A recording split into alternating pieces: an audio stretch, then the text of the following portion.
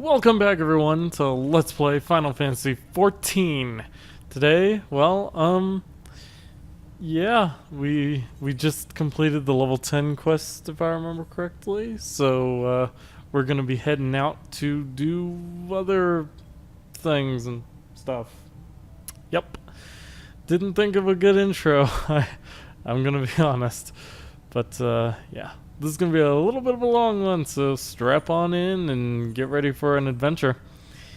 Because, you know, we're going to be doing stuff eventually. I think at this point I'm sitting here chatting with people. So, you know, I can't think of something else to talk about though, because we haven't even gotten a quest yet. Oh, we do have the quest that requires us to go down to Middle Lenosha or Lower Lenosha or one of the two. I'm pretty sure it's Middle because it's the one that's the ram. Yeah. It's Middle. Also had a drink to keep myself loose. We'll see how well that's working. But yeah. So we're heading down the Middle of Lenosha. We're actually going to teleport to Summerford Farms, which we've been to before for those other quests. Yep, Middle of Lenosha. Knew it! Haha! And, from here, we just need to run all the way down to the south. No, up to the north, where the Sky Bridge is. And from there, we just gotta make a couple deliveries. It's not too hard, just a little bit of running. Do just get to discover new areas, though. Just making a quick check on my equipment while I run. I believe. Yep. Okay. That's all I was doing. I think at that point, I was thinking to myself that I should have the Warrior of Light helm thing equipped. And then I remembered, oh yeah, already level 10. So it actually won't give you any more bonus experience, sadly. But all the resting time I've done will definitely do that. That's for sure. Also got a free company buff that's active right now called Heat of Battle, which is basically a buff that increases the amount of experience we gain. So I might be leveling a little faster than a normal person would, but once you get to the Guildhests, which we'll talk about later, because we'll be doing some. Once we get to those, you know, you can actually level pretty fast, especially if you do them once every day, because there's a daily bonus and stuff. But we'll get into that when we get there. We gotta head to a different Lenosha first, Western Lenosha, I believe. Yeah, because that's where the Sahajin are. Sahajin are fish people. If you've never played a Final Fantasy game before, I mean, it's basically how it sounds. They're weird looking fish people and usually have spears, but in this game, you know, enemies are pretty much classified. This is Skog's Fru. He is level 50 with the little blue symbol next to his name. That anytime you encounter a level 50 monster in the wild, generally it means it's a hunt monster. And they are not for attacking when you are level 10. Don't do it. In fact, being at level 50, they're pretty... well, they're not as difficult to solo as they used to be, but still not a great idea if you can help it. Like, I'm a level 106 Dragoon in my main, and I can destroy it. That was the first delivery, by the way. But I can, like, destroy B-rank monsters, no problem. Hunts are interesting.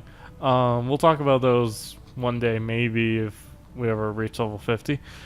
Or when we reach level 50, I should say. But if I decide to record anything after that. But I probably will. I'm thinking of doing all the, like, level 50 dungeons and Coil of Bahamut and stuff like that. Probably won't do second coil until it's unlocked, but by the time I get to level 50 at the rate I'm going, I'm pretty sure third coil will be unlocked.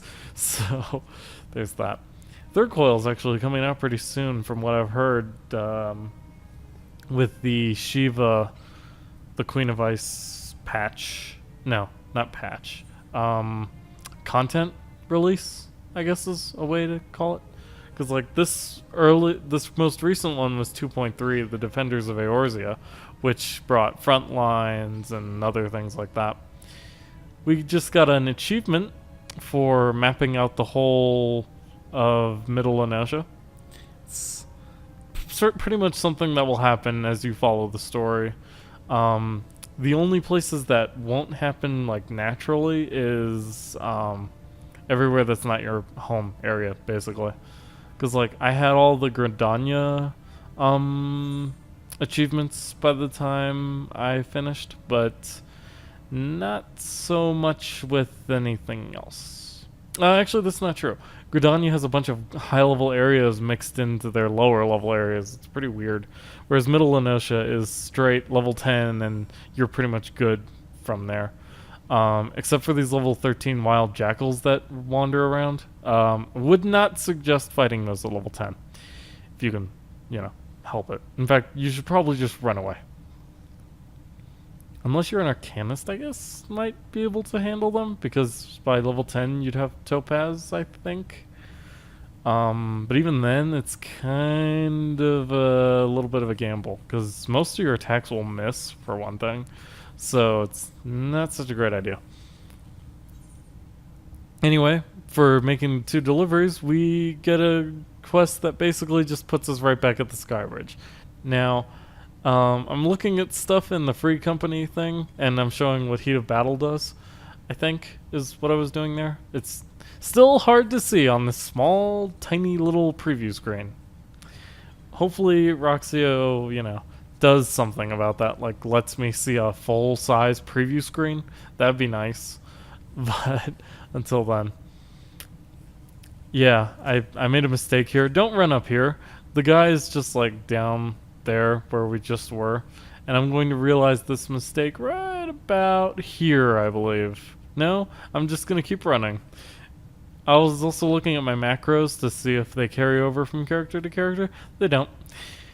And that's when I realized that the dude is over here, because the minimap points it to this direction. So we hop down again and take a bunch of damage, or not. Why didn't... Huh, okay. Oh, I was trying to see if I could cheat the system and jump down there, but you cannot. So, otherwise you'd fall into an endless death pit. Nice thing about this game is that you can never fall off things except for Titan's platform or Leviathans. Other than those.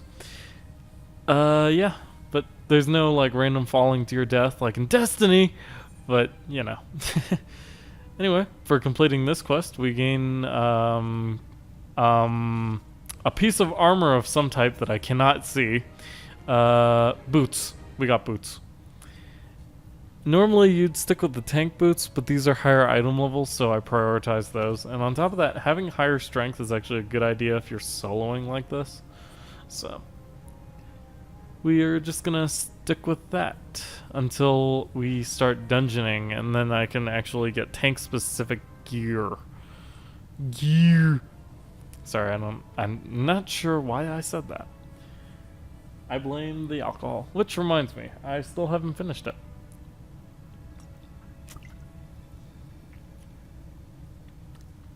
I just splashed it all over my face. Hey. Okay, so this mission, where are we going? Oh, no. You follow this road, and then you reach Western Lenosha, I believe. Because we needed to head to Swift Perch. Right? I think that's what's going on. No. We needed to investigate this thing. But that road does lead to Western Lenosha eventually.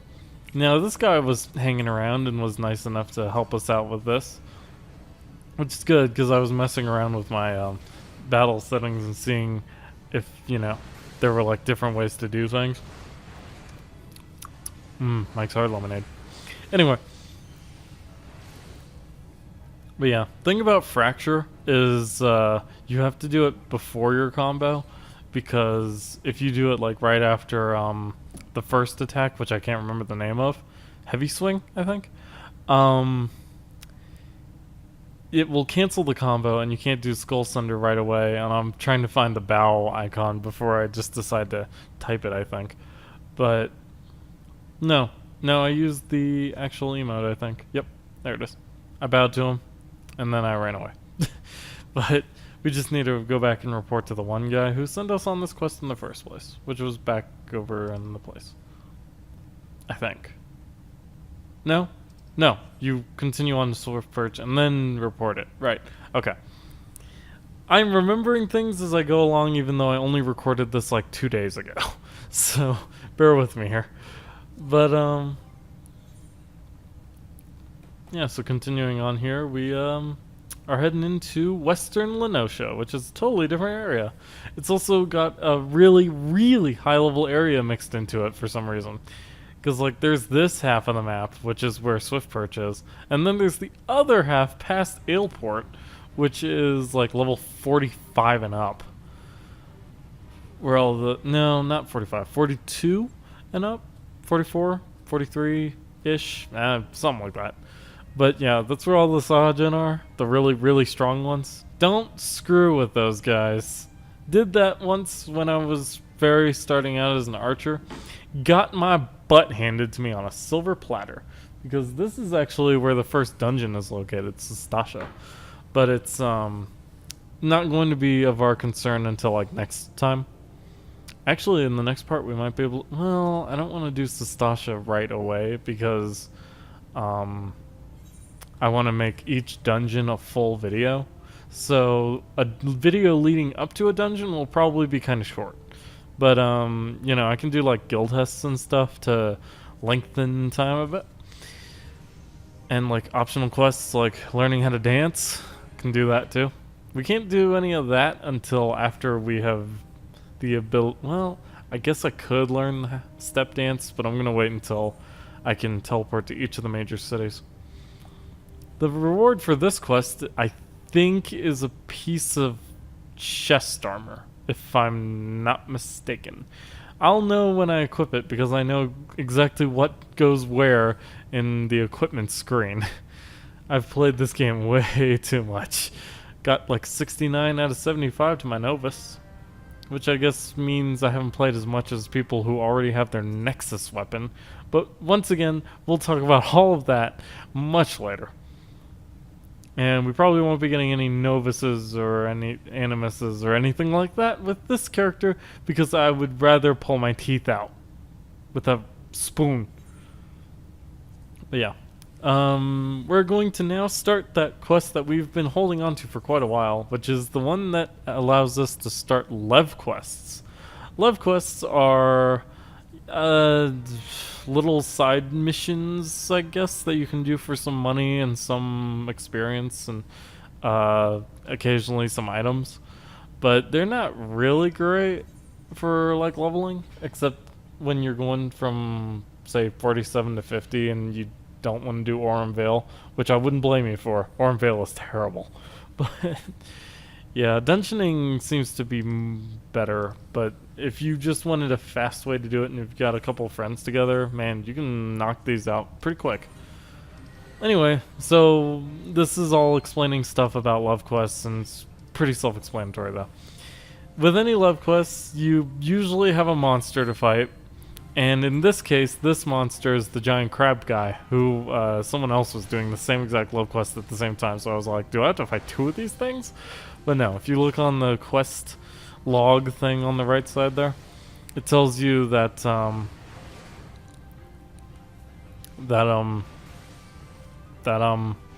that there's only one crab, and he'll run away after you do a certain amount of damage. If he runs all the way away, then you well, he'll summon other people, and then you have to kill all them too. We just got a new achievement, by the way. We got an achievement for killing 100 enemies, which I think that happened because we did the hunting log. In fact, I'm pretty positive that happened so early because we've been doing the hunting log. But that's good. So, get a little bit of experience. You get bonus experience the quicker you finish it. And then, for completing the Lev quests of the thing, we gain, chest armor, yeah. Oh, I was trying to compare my chest armor, okay. I'm like, why did I exit it like that? So we don't get chest armor from the other guy, because he gives me something else. Unless he also gave me chest armor, in which case, I'm not sure. Now, he's going to start a new quest after you've completed the Lev quest that unlocks Guildhests. Guildhests are much better for experience and all that, and pretty fast too. You just talked to this Lalafell person over here. But yeah, so Guildhests are like little mini dungeons, question mark? But they're like objectives that you have to complete, usually kill this boss or something like that. Pretty simple, pretty easy, and very quick. Because you can knock out a Guildhest, especially if you're a tank. You can queue up and then knock it out in like a minute. Okay, maybe that's over exaggerating a little bit, especially for certain ones. But they're pretty quick. And they're not too hard. And the first time you complete a Guildhest, you gain a huge experience bonus. So I definitely recommend doing each of them. And they've changed it now to where each class that does Guildhests is counted differently. So like if I were to switch to Arcanist and do this Guildhest that I'm about to do here, which is basic training enemy parties, which by the way, this is the duty finder. From it, you just like choose the duty you want to do, usually dungeons or Guildhests, and then queue up for them. And once you're in the queue, if you're a tank, usually it's pretty instant. But tonight, people didn't want to do a Guildhest, I guess, which, you know, they're definitely harder to find people for than a dungeon would be. But yeah, so if I were to switch to Arcanist and do the same exact Guildhest, I gain that bonus experience once again. So it's definitely worth doing them for each of your classes because it can help you level extensively. I mean, otherwise the alternative is to just ignore them like I did for my bard and take for friggin' ever to level. So yeah. Then again, bards / archer has a long queue time because we're DPS. And once your thing pops, it will show up right there. And then this is an explanation of how parties work and yada yada yada. The party list is up there on the top left. Your party is, you know, your party. They quest and stuff with you. I'm the tank, you know. My job is to take the brunt of the hits and keep all the hate. DPS's job is to do damage, and the healer's job is to heal me because I don't want to die. Now, funny thing about tanks at this level is that we have no way to draw enemies because you get that at level 15. For warrior, it's what do you call it? That one thing, tomahawk. Yeah. For marauder / warrior, it's tomahawk. For paladin / gladiator, it is the shield lob, which is just a basic way of saying it's a long range attack that you can use to draw on enemies from a distance. It's useful, especially if there are a few enemies together, but they're not like part of the same group, that you can draw them out. As well as it's a really good way to maintain some hate on like just an enemy that the healer seems to be drawing hate off of all the time. Now, I'd also normally... It's funny because gladiators get their AoE, which is area of effect. No, I've explained that. Their AoE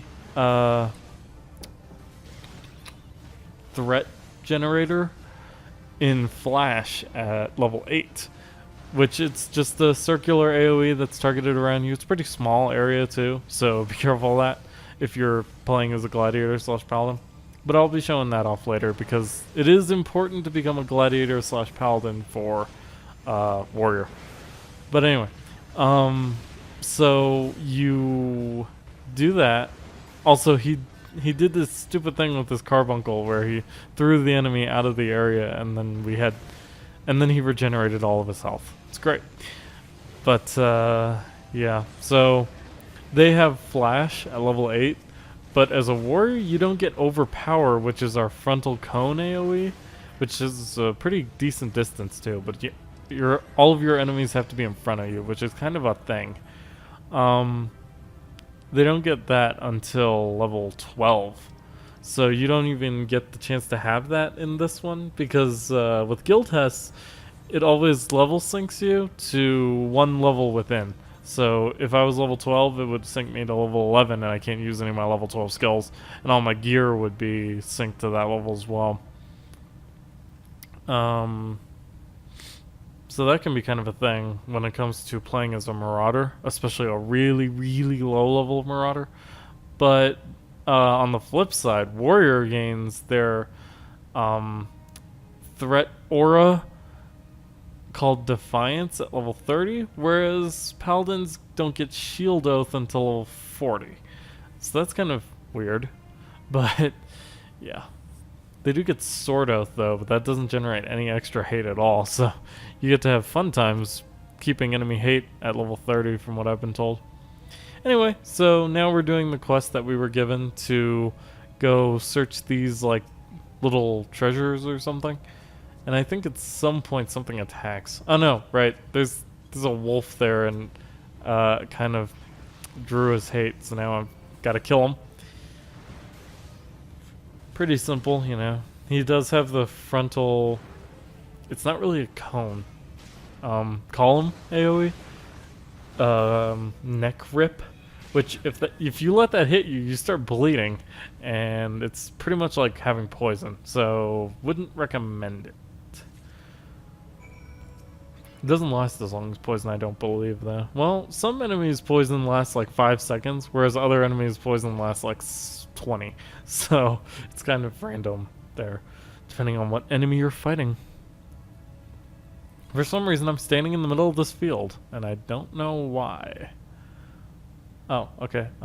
Oh, right. So, they've added a new thing in the game where if you have your weapon drawn and you type in \C pose, which is change pose, you actually stand a different way when you're holding out your weapon now, which is pretty cool, especially for like I haven't seen the Bard C pose. I need to try that. But you know, Warriors is pretty cool. Dragoons I love. Other ones, you know. I mean, I don't like monks. They look cooler when they're doing their hopping. But yeah. Neither here nor there, but it's a little fun fact, you know. If you ever thought that your normal battle stance is boring, then try change pose and see how you like that. If you don't like either of those, if you don't like that, there's no more after that unless they add some. So they've also added a couple new emotes, which is \hug and \slap. \hug gives people a hug, whereas \slap slaps them. It's pretty great. Especially when a Lalafell does it. It's fucking hilarious. It's freaking hilarious. I apologize for that. I'm drunk. Well, no, I'm not drunk. Maybe a little buzzed? Well, I mean, you can't really get buzzed off of one Mike's Hard Lemonade, can you? I guess I can. Anyway, so after you complete that one Guildhest, you gain a second one, as well as the ability now to do what is known as the roulette. Daily roulette is pretty much what it sounds like. You can do it once a day, and it gives you bonus experience. By the way, that insta-queued, as I expected the first one to. But you do it once a day, and it gives you bonus stuff. So, definitely recommend doing that once a day, if you can. Unlike me, where I can only do them once every day I record. But yeah, I would also do them off screen, obviously, to speed things up. In fact, I probably won't be doing any daily roulettes on screen, because I don't want to show old content. So, yeah. Anyway, so we're queuing up for this guy, which, by the way, this DPS fell asleep on the queue, I guess, because now he won't queue up for it. But I basically took a gamble and hoped that the roulette would give me the second Guildhest, which, spoilers, it does. You also get a roulette like for different things. There's the low level roulette, which is for only dungeons that are below level 50. The main scenario roulette, which is the 2 level 50 dungeons that I'll show off definitely later because it's part of the storyline. the Guildhests roulette, the expert roulette, the trials roulette. I mean, just roulettes for everything. Let me tell you. And then he decided not to queue up. So now I have to stand in front of this lighthouse until it pops again and then hit commence. And after a little bit of waiting, I think they queue up finally. I'm like hopping around because, you know, I'm waiting for them to freaking queue up for this so we can get this thing rolling here. But what we're about to do is basic training boss monster. I have no idea what it's called. But we gotta kill this, you know, headless guy, Dullahan guy. And it's pretty simple. In fact, you could really just burn him down and ignore the ads that he summons completely. I guess I should talk about that, huh? So, boss monsters in this game, just like any other MMO, pretty much will, you know, do the same things that they always do. You'll fight them, and then occasionally they'll summon ads sometimes. An ad is just a mob monster like normal monsters that you pretty much either burn past them and ignore them completely, or kill them, depending on your group's DPS and what the normal boss strategy is. Because some bosses you can't just ignore the ads, like say Twintanya, but man, if you ignored the Scourge of Mercedes, there'd be so much burning hell, liquid hell. And I only say that because that's actually the name of the attack, so don't go crazy on me. But liquid hell would be everywhere. It'd be great, except it wouldn't. So yeah, this is Brockman, and he's dead. That was Brockman. He summons skeletons every now and then, but you can pretty much just ignore them. Unless you've got a couple of really weak DPS with you. Which is usually not the case. So, just to complete that, talk to the dude. Oh yeah, to complete a Guildhest, you have to always talk to the guy. Because if you don't, then you lose all that experience, and it kind of sucks. So don't forget. Anyway, we gained some extra experience and stuff, and I believe we even leveled up from that. Or if we didn't, we got really close. Yeah, we're level 12. Maybe, I think. I can't read. Yeah, I'm pretty sure, because now we just equipped the new chest piece. Okay. No other new equipment, but this guy tells us that he needs a bomb thing, because his lighthouse is being run by bomb power. This sounds like a great idea, considering how, you know, stable bombs can be. Right? A bomb in Final Fantasy is not a literal... Well, there are literal bombs in this game. But no. The bomb type enemy, I guess, is how I want to say this. Oh, by the way, there are condors everywhere, and they're really annoying because they're aggressive. But they're like well, I'll show you. Yeah. We'll see a bomb here in like 3 seconds. As soon as I kill this condor. Which does take a second, because they're like our level. You know, interesting thing about this game that I've noticed, versus, guess what I've been playing? Destiny. Yeah, I decided to give it a try because my dad was like, hey, I got Destiny. So I'm like, cool, I guess I'll play it then. Because I didn't have any plans to buy it. It's like, I mean, I've been having fun with it, but I don't think it justifies a $60 price tag, considering the lack of content right now. Supposedly there's going to be more, especially since it's so popular, but I mean, I'm already level 17, and I've only been playing for like 4 days. Whereas in this game, it takes me like a month to reach max level. Or, not that long anymore. It's definitely gotten faster because of all the post-game content. Whereas in Destiny, there's like 1 post-game content, by the way. But also, there are dodos here. They're part of my hunting log, which is why I'm sitting around killing them all. But yeah, so anyway, I've noticed that in Destiny, it seems to like level sync you softly, because it doesn't say that you're level synced, but at level 17 I shouldn't be needing to use 3 headshots even with an auto rifle on a friggin' level 1 enemy. That's not how Borderlands works. In Borderlands, if you're like super over level over an enemy, you can just obliterate them. So, yeah. It's one complaint I definitely have with the game. Also, it's interesting because if you're killing those level 1 enemies and it drops a piece of gear, it'll be your level. So, that's very confusing. I don't know why that is.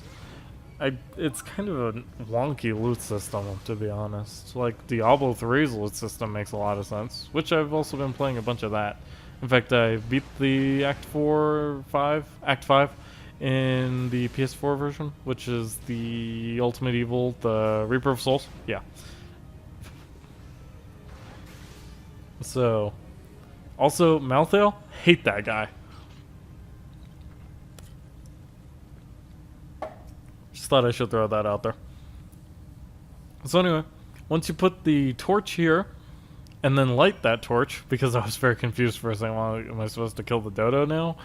But no, if you read on the right side, it says to light the torch. So once you light the torch, it attracts the bomb guy, whose name is like, I don't remember. But this is a bomb. Every now and then, in fact, pretty often, they'll use self-destruct or detonator. Self-destruct is pretty much what you think. It's like the Pokemon move, actually, where if they use it, they'll die, but they usually take you with them.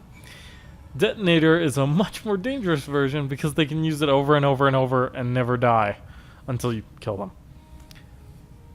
And that particular bomb, for some odd reason, uses detonator, even though I have not seen that until you fight like grenades in Northern Thanalan, and those enemies are like level 45. So, don't know what's up with them, but also another Condor saw me, so we get to kill him. But yeah, Diablo 3 I like better than Destiny, I'll definitely say that. I mean, I love Halo, and it's kind of Halo-esque, but in fact, I'm going to play some while we're fighting this Condor, because why not? Haha! Yeah. Post-commentary, you know, gotta be honest, it's a lot to say, and I'm kind of running out of things to say. So, I have no bounties. What the heck? Okay.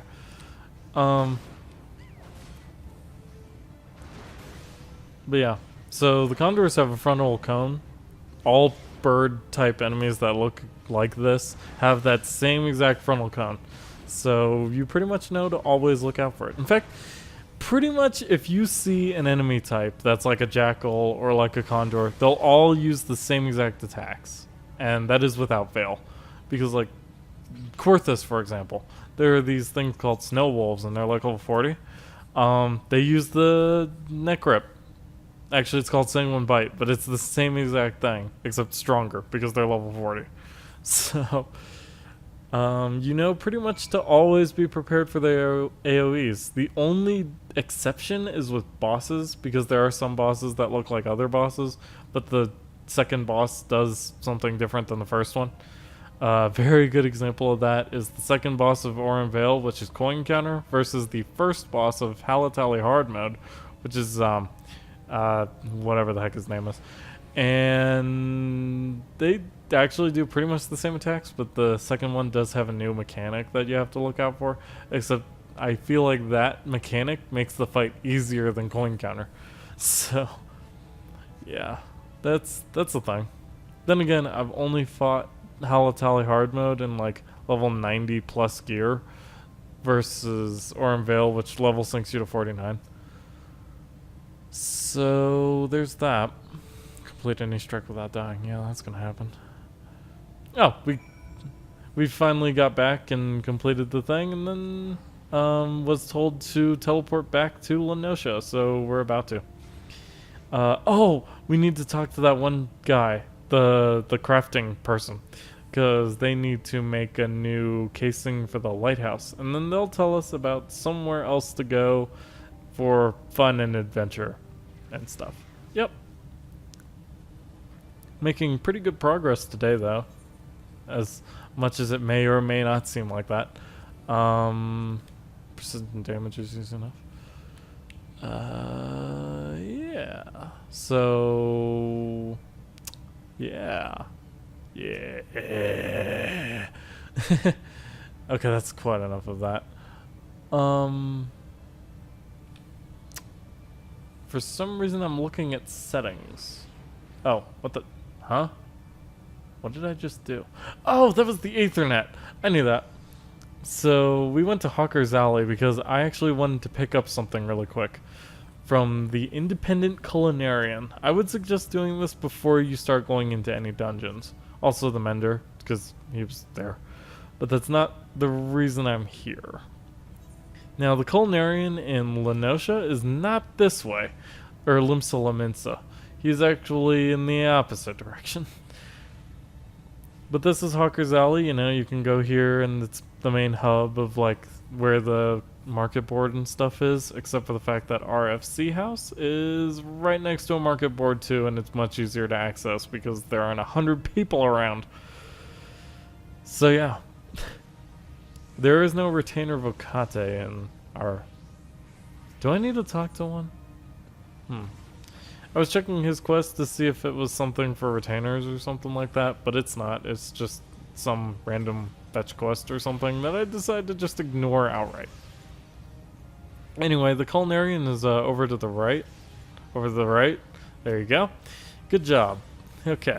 And we bought the cheapest thing he had, as well as the thing that gave me what I think is the best thing for tanks, which you can buy, which is the boiled egg. There are 5 gil apiece, but the nice thing about food is that even though the stat gains are terrible if you're not using like maximum food, anytime you eat food, you gain a well-fed, I think it's called, bonus. And what that bonus does, on top of the stats that the food gives you, is it also gives you 3%, yeah, 3% more experience from enemies, which is really good in dungeons because enemies give you a heck of a lot more experience than they do on the field.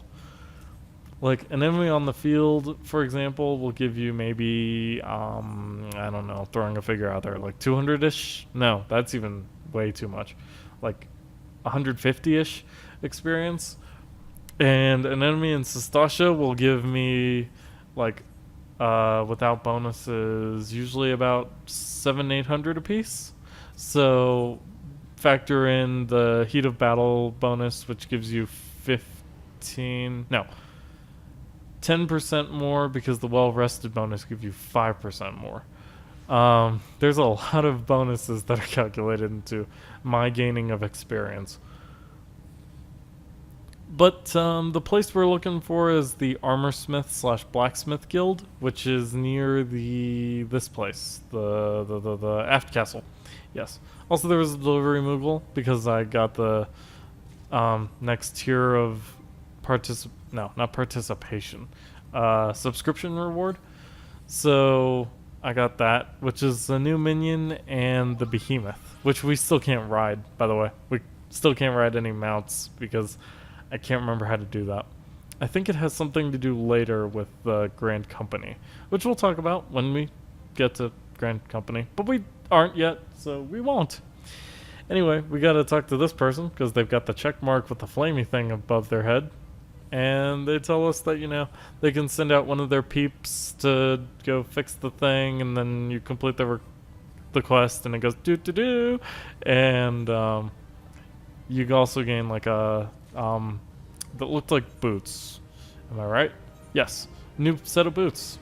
Which I think these were tank boots, if I remember correctly. No, maybe not. I don't remember. I'm sure I'll notice when I log back in. It looks like gloves.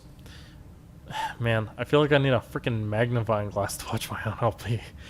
Or my own recording. Because technically the LP is me talking. Me talk good. But, yeah. So she tells us that there's someone who could use some help in Lower Lenosha and Morobi Drydocks, and also that you can use the Chocobo Porter now to get there. But for some odd reason, I decide to walk there instead. Because I'm stingy, I guess? I don't know. It would have been much faster to take the Chocobo Porter, and I don't know why I didn't. But, yeah. So, excuse me.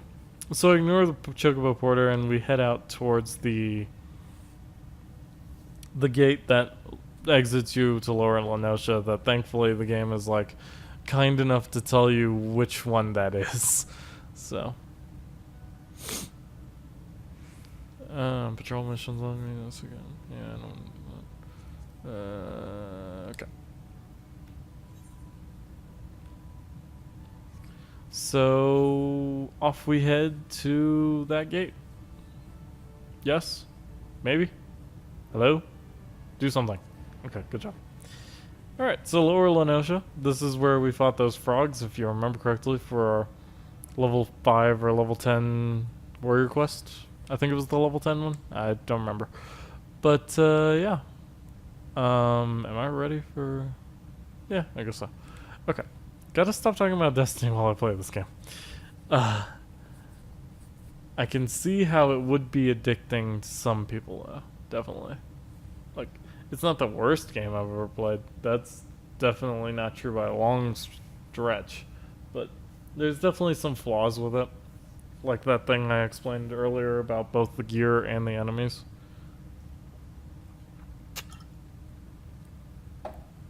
Because like in any good RPG, and that was my hugest complaint with Guild Wars too. Two. But was that if I'm level 20 and an enemy is level 1, I should obliterate its face by looking at it. Not have to take a million bullets or a million hits because I've been level synced or some stupid other nonsense. So that's why I like this game. Like at level 50 as a Dragoon, I can walk up to one of the lower level enemies and just poke it in the face and it dies. It's great. But yeah. Pretty much any of the Final Fantasies will allow you to do that. Like, I can't think of a single one that if you're fighting lower level enemies, you won't feel underpowered, I guess, is a way to put it. There are some fates that happen around, but I'm gonna ignore all of them because, you know, they're too much of a pain, especially if I'm the only one doing them. And even if I'm not, you know, I mean, I'm already gaining so much bonus experience from everything else that I don't need to speed things up even more by doing fates. Especially if I can't get any Atmas for it. Will I Atma farm? No. That's clear cut. I'm just not going to, because I would rather pull my own teeth out, to be perfectly honest. Even though I've been told that there's a 5% drop rate, I still call BS on that, because there's no way it's a 5% drop rate when I spent a week in Outer Lenosha trying to get the freaking lion Atma. But, yeah, we'll talk about them. We'll talk about them, but I won't do them. Nope. Unless, like, if it's a sign and I do one fate in a place and suddenly get an Atma, I might do the grind. But, I mean, even getting the Atma won't really help you that much, because the funny thing about Atma is that when you upgrade to it, it doesn't increase the stats of your weapon at all except the item level. So, that's pretty great. Anyway, enough about that. We're heading over to the Aetheryte and Morbi Dry Docks, which, by the way, we did in Swift Perch, in case you weren't paying attention, because I know I wasn't. And so now we've got this Aetheryte attuned and ready to go. So now we're just, man, this recording's really that short. It felt like it took forever to do the next steps. Also, that guy had a Zenith bow, so he wasn't very impressive. Not by the standards of the game now. Anyway, this is the guy we were sent to talk to, and we're going to talk to him. And he tells us that he's building a ship and stuff that is going to be like the next big thing for their navy, because most of it was wiped out in the Calamity. You'll hear lots of things were wiped out in the Calamity, by the way, as the game progresses. But yeah, so that got wiped out, and like other bad stuff, you know, typical RPG tropes. But he's basically trying to build this ship so that he can rebuild the Navy from that starting point and all that good stuff. So I wish him luck with that. No, this ship is definitely not the one that's later because I thought this was called the Whirl Leader, but it's not. I don't remember the name of the ship. Gonna be honest. I'm sure when I watch the video over, I will remember it. But until then, that's not gonna be happening. Anyway, he's giving us a new piece of equipment, I think. Yes, I just chose a new piece of equipment. So let's equip the pants. He gave us pants. Which, by the way, are barely pants. Yeah, female equipment in this game, pretty provocative at times, especially the Scylla healing / casting. Dare I call them pants? I'll definitely show it off one day, just on my main character because it's the quote-unquote pants that my scholar uses, but or that my character uses as a scholar. I don't know.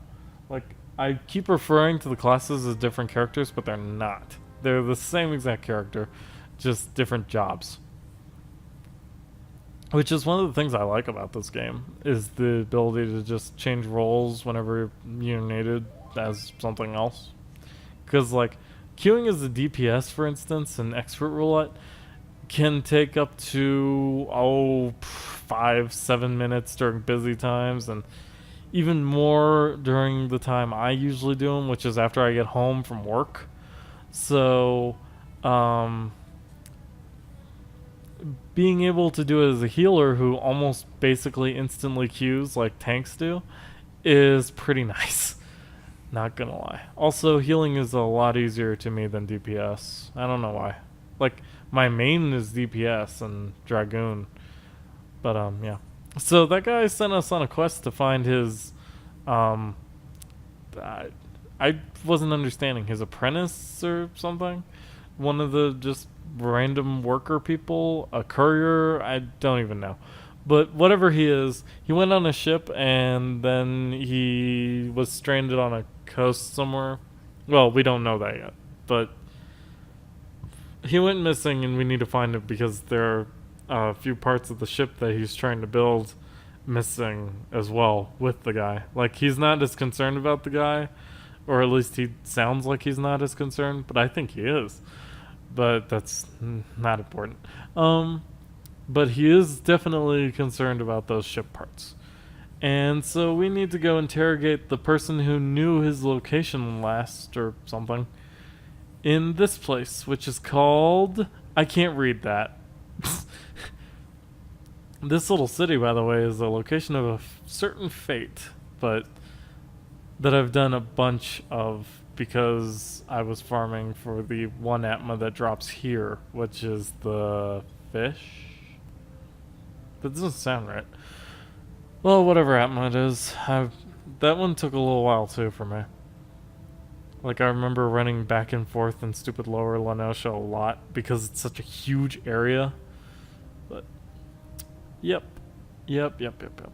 So he tells me he's not responsible for every bloody thing that appears on the coast. Also, you have to /doubt him. Or use the doubt emote, which is a lot more difficult. But if you've only got a controller, then that's pretty much what you're stuck doing, is trying to surf through your emotes to find out which one you need. Which makes certain love quests really fun, because I just remember there's a certain type of love quest that I hate the most, which is the one that you have to escort someone, because to escort them, you have to beckon them over. And without that emote somewhere on your hotbar, it takes forever. So you won't ever see me do those.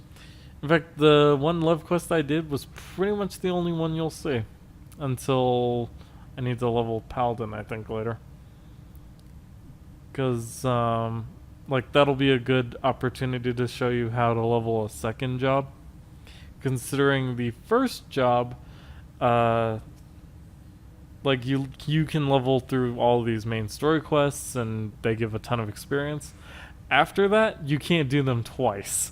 So you have to find alternate means and methods. And the hardest part of that grind, you'd think would be like the tail end, but no, that's actually like the easiest part. The hardest part is 1 to 15 because you can't enter a dungeon. But you can do love quests, which is pretty much what I do, or fate, which is a lot more difficult if you can't get people together. But our quest takes us to the Kicker and Egg Diggers, which is another enemy that's on the hunting log. So we will kill 4 of these things, I think. Yes, 4 for the hunting log. They also have a frontal cone AoE, which is a lot like Overpower. We also gained Overpower for hitting level 12, and as I said, it's our frontal cone AoE that is very good for picking up groups of enemies in dungeons. When you're soloing, that's not such a great idea, unless you're forced into a story battle or something where you're fighting a bunch of enemies, and even then that's not the best idea in the world. But you know, it is an option you have at your disposal. It's just not one I use too often. But yeah, so we're killing a bunch of these Kicker and Egg Diggers, and when you pick up a piece of the ship, another Kicker appears that is a level 11 dude who I don't remember what they're called, scavengers or something like that. No, beachcomber, I remember. Yes. They are a lot easier than the Egg Diggers, actually, because the Egg Diggers are 2 levels above them. And we're level 12 and they're level 13, so we do miss sometimes, which is pretty annoying. Especially because Marauder's accuracy isn't that great. Like, probably one of the easiest jobs, or classes, to do the first set of quests to solo them is Archer, in my opinion, because they actually have a pretty good accuracy. Lancers and Monks do too, especially late game. Like, as a bard, you'd think it'd be really easy to keep accuracy up, but you'd be surprised how difficult it is to find accuracy gear, besides like the Algan bow. But yeah, I've had many fun times trying to farm that stupid thing, let me tell you. So we got that chest, or whatever it was, and then another dude appeared, so now we're kicking his butt.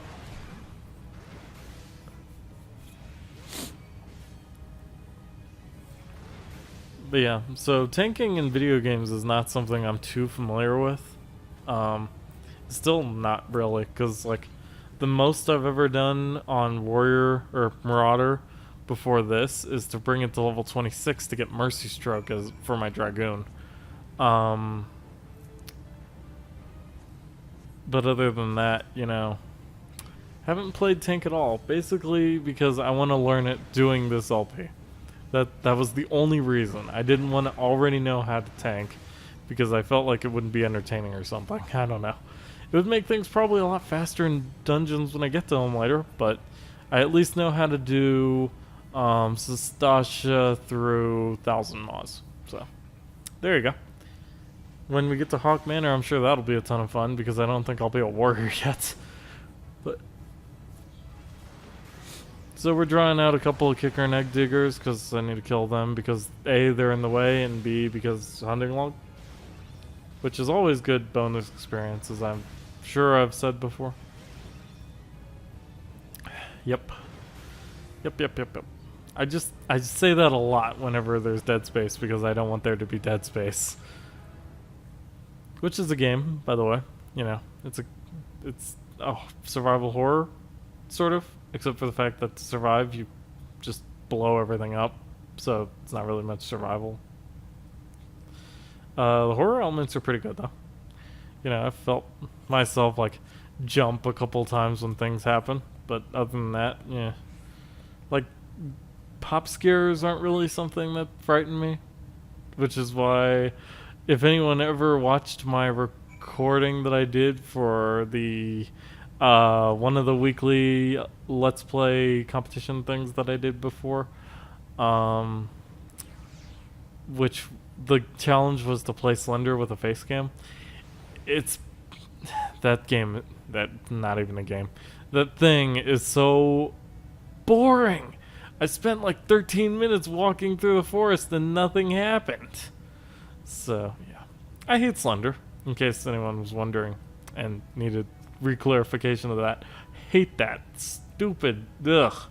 Can't believe they're porting it to PS4 and Xbox One. I'm like, what are they thinking? But, yeah. So, there's that. I do like survival horror games, though, especially Silent Hill, which they're making a new one that'll star Daryl. So I'm all like, dude, this is gonna be awesome. But I don't know how much Silent Hill it will be. Like, it was interesting because they made an interactive trailer for it that actually takes like 30, 45 minutes to actually complete, and then it tells you what game it is, which is pretty interesting. So if I spoiled that for anyone, sorry. But, you know, to know what I'm talking about, you actually have to have completed it or have seen someone do it. So, there you go. But yeah, so now I can't say the name of the interactive trailer because it's a huge spoiler if I do. Interesting how that works. It's a spoiler of a game that, like, whatever. But it's being made by the normal creator of Silent Hill and stuff, so yeah. Anyway, that was the last quest we were going to do today, so that's all for this episode of Let's Play Final Fantasy XIV, A Realm Reborn.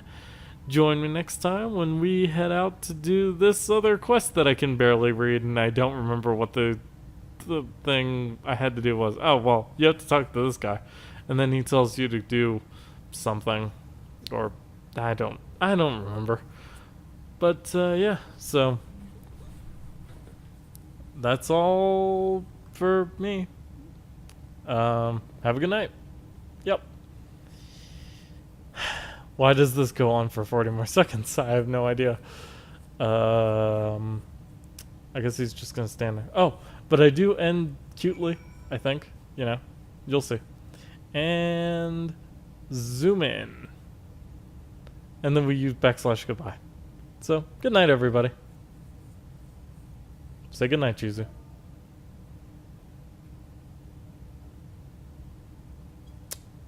There you go. Aww.